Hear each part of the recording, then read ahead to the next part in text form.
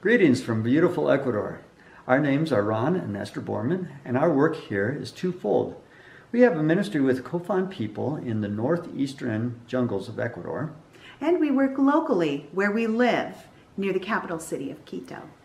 In the first 11 years that we lived here in Ecuador, we lived and worked with the Kofan people in the village of Durano.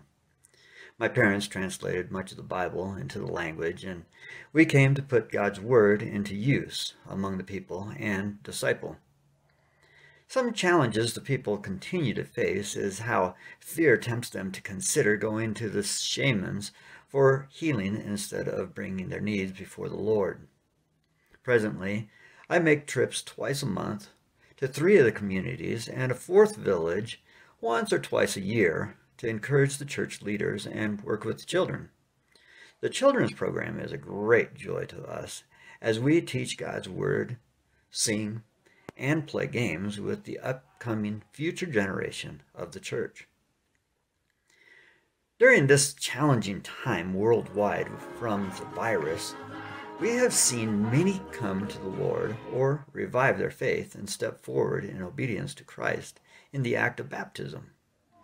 The churches in Savalo, Durano, and Sinagüe have all seen growth in numbers and an interest in God's Word.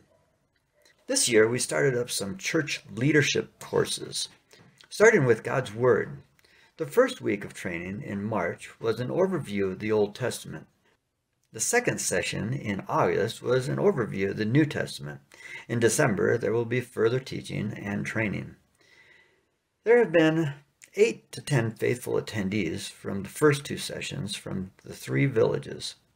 We value your prayers for this training for the people. Near the city of Quito, God has given us a ministry with local homeschooled youth. For 10 years now, we have been meeting with 12 to 18-year-old teens in our home every other Friday during the school year. Our time includes outdoor games and activities, a meal together, and then time of singing and Bible study. This group meeting has especially become important during the last year with the virus and restrictions, and we are thankful that we can offer a place of fellowship for these wonderful young people.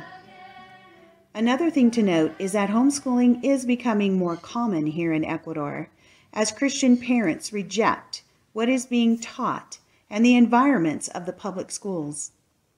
It is a step of faith for each family that makes this decision. Besides the youth activities, we are involved in a local church with the children's classes and weekly Bible studies with men and women. Please pray with us as we have a desire to start up again the children's classes that had to be canceled during the pandemic. The last several years, our daughter Sarah has been able to return after her Bible school studies to assist with the work here. She's a wonderful help with our youth and children's groups, coming up with new activities, crafts, and lessons. She also helps lead a youth girls Bible study weekly and assists a missionary mom with homeschooling 2 of her kids. We are thankful for the work that the Lord has given us these past years in Ecuador and pray that we can remain faithful to His continued leading in ministry.